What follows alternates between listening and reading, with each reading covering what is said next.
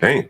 This is in Lafayette, Indiana. Sorry, I didn't know if it was Indiana or a different state. So, police in Lafayette, Indiana, have closed their investigation in a December laundromat shooting carried out by a Lincoln man who left two people dead, executed, including the shooter himself and two others injured. Authorities identified the shooter as 73-year-old Lewis McGoughlin, who had lived in Lafayette as a child. Investigators determined he planned the attack and suffered from severe undiagnosed mental health issues during the investigation with the help of Lincoln Police Department. Officials uncovered videos and some recorded years ago indicating his intent. All right, I'm gonna pause there before I continue reading the article. Any thoughts so far? You guys got to see the incident for the most part. You heard that little bit snippet of this 73-year-old man. Any thoughts? Yeah. Well, I guess he left everybody downy. All right, I'm out of here, y'all. Let me.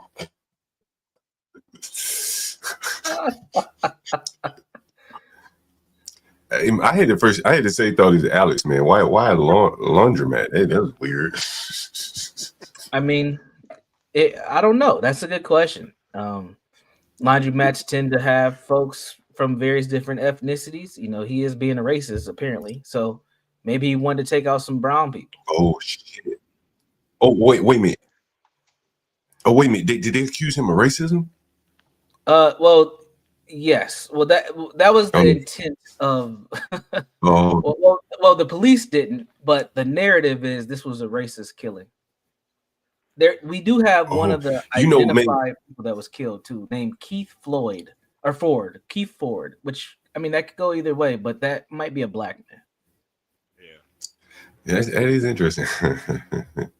That's interesting. Your dreams come true. Maybe his Well, you got time.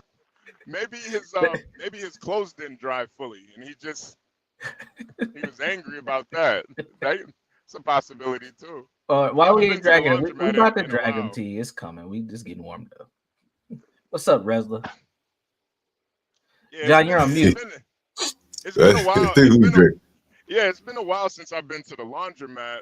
When I first moved down to Texas, I had to go to the laundromat. But you know, I had a load that didn't dry fully, and I was kind of thinking about doing the same thing, man, honestly.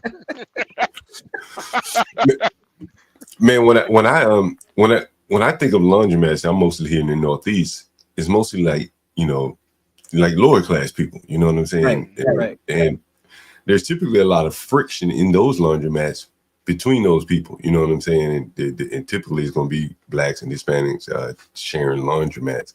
Right. So anyway, it's kind of interesting. Very interesting. So I'll read more of the article, and then we can get into dragging the white man, okay? Because we're gonna get called out if we don't. So McGoughlin left Lincoln on the morning of December 5th in a ride in Lafayette that evening at about 7:39 p.m. He entered the Lafayette laundromat and began firing indiscriminately. Keyword. Surveillance footage showed him leaving 1 minute later and then executing himself in the head outside. Officers arrived minutes later and found McGoughlin unresponsive in the parking lot. Inside, police discovered three gunshot victims. Authorities said 35-year-old Keith Ford, I can't speak, was killed in the shooting. Two others survived their injuries. McGoughlin was hospitalized in critical condition and passed on December 7th. Police then said McGoughlin had no known connection to the victims and likely targeted the laundromat because he recognized the area from his childhood. With no further investigative leads, authorities are now closing the case. And this just talks about the warning of the graphicness of the video, but that's it. Now, what do you guys think? What do you guys think? I mean, isn't this just what white people do? Kill indiscriminately? Yes. Yeah, I mean, I'm not surprised. I do wonder what his motives were. Obviously, they said he had mental illness, and you know, we've talked about that before. Universal mental illness is really a white people thing. Black people don't get. We don't really get that benefit of the doubt. They twist up the whole system to make sure we can't ever use that as an excuse. So obviously he had mental illness. He couldn't control himself, and he killed these people at the laundromat while they're trying to wash their underwear and panties. Right. He's a sick son of a bitch. Right. I think T come in and she's maybe only been to the laundromat once or twice, you know, so more than likely he kills some, you know, just regular working people, you know, probably, you know, lower class people, you know. Yeah. With no attachment to them. It's kind of weird. It's wild. Yeah. Mm-hmm. And that so that's one of the differences in a lot of things that we talked about. Now, yeah, the mental health angle is one of the angles. And white people do get that a lot, but in a lot of those cases, those people are mentally ill. Look at a lot of these school shooters that we end up having. Them kids be on psychotropic medications. A lot of the stuff that we cover with shootings is just niggas that just have general issues with each other. Yeah. They just busting. Mental illness, maybe. Yeah, I mean, it could be untreated mental illness. Now, I've done a lot of trauma work.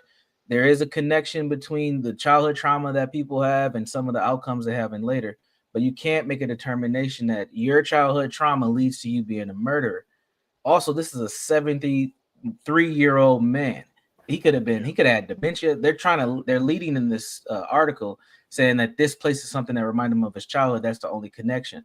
I mean, there could have been something. He could have been molested in that child. I mean, there's a lot of stuff that could have happened, but did he have to go do that? Absolutely not. Is he crazy? It's 74. That's kind of weird. It's 74. That old. Yeah. But the other thing I want to point out.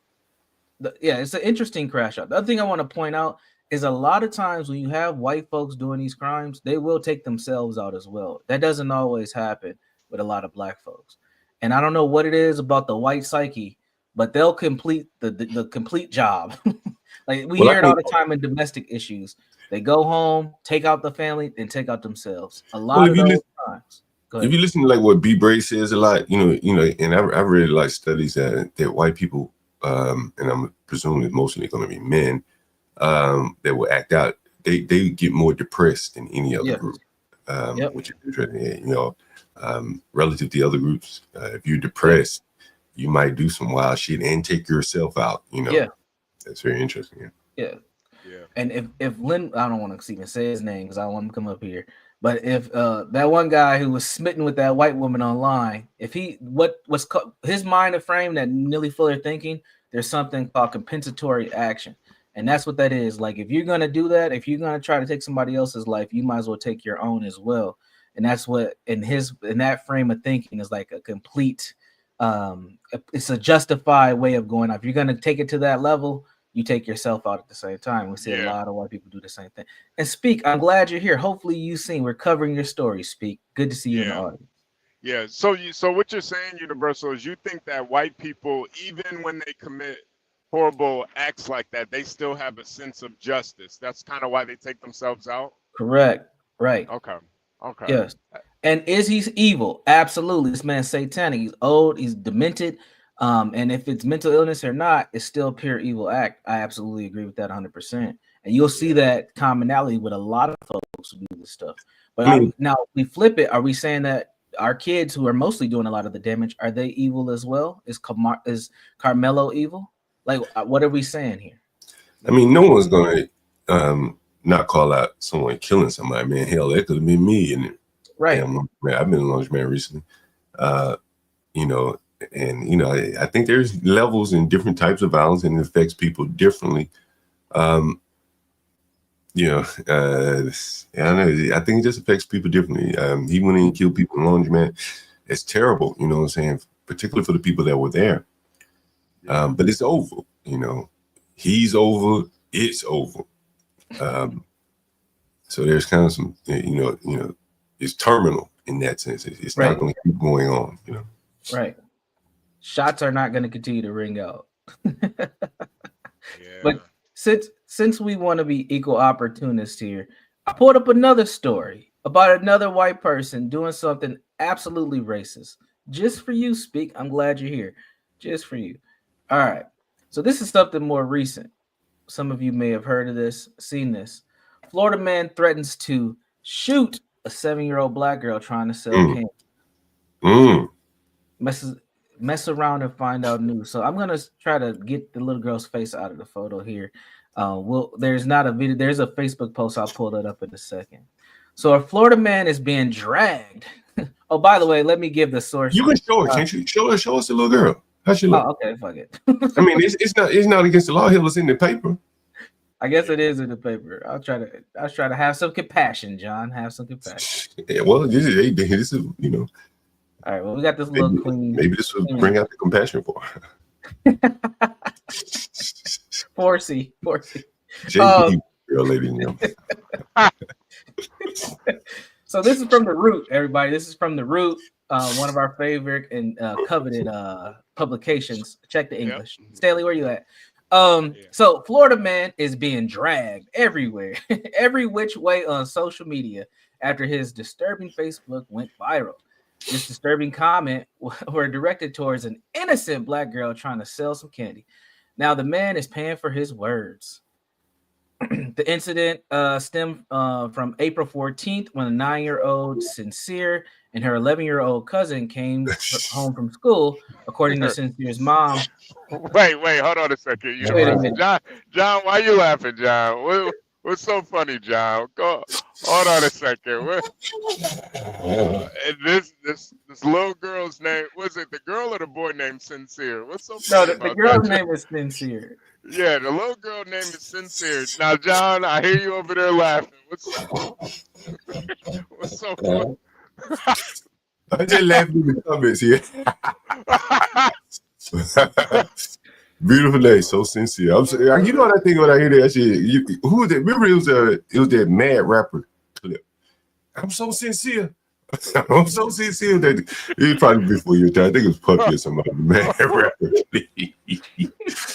Anyway, I got to find that shit. All right. Pay attention to all the names here, by the way. Okay. The incident stemmed from April 14th when 9-year-old Sincere and her 11-year-old cousin came home from school, according to Sincere's mom, Beyond Shabazz. The girls left out around 4 p.m. to sell candy around Tampa's Riverview neighborhood. However, the girl made the mistake of approaching the door of Tyler Chambers, a white neighborhood resident. White man. Chambers posted a screenshot that he captured from his Ring doorbell camera. One of the girls donning a t-shirt with pink writing and a short afro appeared to ring his doorbell. Then he posted in the photo in the community Facebook group with the unwanted and vile comment, "You're lucky we weren't home to shoot your ass, dumb bitch." Oh, wow. Oh, he wrote that. Wow. Yeah. Wow. Wow. Yeah, that's a little excessive. And now that's awful. And talk about evil. That's evil. Yeah, that's evil. Jeez. That's evil. Expletives, gun threats, all towards a little black girl. You can probably guess these comments weren't taken lightly. Chambers ended up deleting the post, but came back later and attempted to defend himself, which only drug himself a deeper hole. Yeah. Salute to pregnant women. I know. Let's see. This is from the post from Chambers. I know you want to add me to roast me, but you only have one side of the story. She was acting as a decoy while others around the house. Yeah, I saw that on my camera and have a